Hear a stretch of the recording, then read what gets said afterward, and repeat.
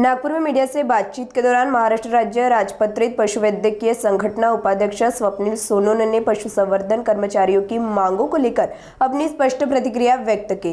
साथ ही जिलाधिकारी को पशुसंवर्धन कर्मचारियों की मांगों को लेकर निवेदन सौंपने की बात रखी। आगे सोनोने ने बताया कि 10 अक्टूबर 2024 को पूरे पशुसंवर्धन विभाग की नई संरचना की गई। तत्पश्चात 1.5 साल बाद भी नए पदों पर भर्ती प्रक्रिया लंबित है।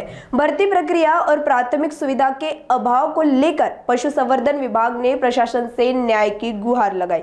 सुनिए गौर से इस पूरे मामले का विस्तृत बयान स्वप्निल सोनोने की जुबानी। महाराष्ट्र राज्य राजपत्रित पशुवैद्यकीय संघटना उपाध्यक्ष आहे। आज आम्ही इथे उपस्थित झालो आहे ते आमच्या जे काही अन्यायकारक आमच्यावर जे काही पशुसंवर्धन विभागावर जे काही शासन निर्णय निघाले आहेत त्याचा निषेध करण्याकरिता आम्ही ते सगळे उपस्थित झालेलो आहोत। आदरणीय जिल्हाधिकारी साहेबांना आम्ही आमचे निवेदन सादर करणार आहोत। याच्यामध्ये 10/10/2024ला आपल्या शासन निर्णयामध्ये आपल्या पूर्ण डिपार्टमेंटची पुनर्रचना झाली होती आणि ज्याच्यामध्ये बरेचसे नवीन पदनिर्मिती झाली होती। पण आज 1.25 वर्ष 1.5 वर्ष होऊन सुद्धा त्या पदांची कुठल्याही प्रकारची भरती नाही झाली आणि त्यामुळे आज काय झालं की जो की आमचे पशुवैद्यकीय अधिकारी फील्डवर काम करत आहेत त्यांच्यावरती अतिरिक्त कार्यभाराचा ताण आहे। Non technical work NDLM entries सारख्या नॉन टेक्निकल कामचं वर्कलोड आहे आणि ते काम न करत असल्यामुळे आमच्या लोकांवर दबाव देऊन आमच्यावरती अन्याय करण्यात येतो। तसेच आज आमचे जे काही पशुवैद्यकीय अधिकारी आहे जे 5.5 वर्षाचा BBSCचा डिग्रीचा कोर्स करून काही जे अधिकारी आहेत मोस्टली ते पोस्ट ग्रॅज्युएशन 2 वर्षाचं करून काही अधिकारी जे 3 वर्षाची PhD करून सुद्धा या डिपार्टमेंटमध्ये आहेत।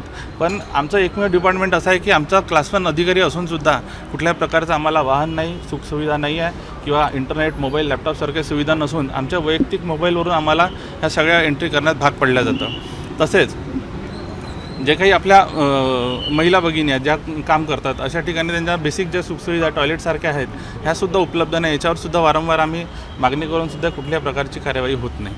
तर आज आम्ही ह्या सगळ्या आमच्या ज्या काही मागण्या आहेत तसंच बायोमेट्रिकसारख्या ज्या फेस याची अटेंडन्स लावण्याकरिता आमच्यावरती दबाव टाकण्यात येत आहे। कारण आम्ही जे फील्डवर काम करणारे अहोरात्र काम करणारे लोक आहोत। आम्ही कधी वेळेचं बंधन पाळत नाही। रात्री बेरात्री लोकांना पशुशी रिलेटेड जे काही सेवा असतात ते आम्ही देत असतो।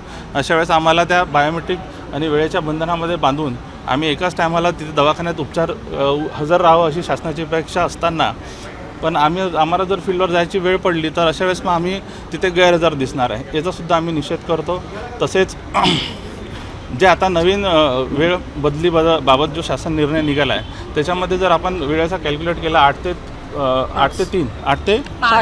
ते 5 पर्यंत आम्हाला दवाखान्यामध्ये काम करण्यासाठी सांगितलं आलं। जर तुम्ही पूर्ण तासांचं कॅल्क्युलेशन केलं तर जवळपास 50 तास हा कामकाजाचा वेळ येतो। हा कुठल्याही मानवतेच्या दृष्टिकोनातून आमच्या इथे संयुक्ती नाही आहे। कारण इतर कुठल्या ऑफिसला गेलं तुम्ही 42-43 तासच काम करायचं असतं पण आमच्याकडे 50 तासात। तर या सगळ्या गोष्टींचा आम्ही निषेध करतो आहे।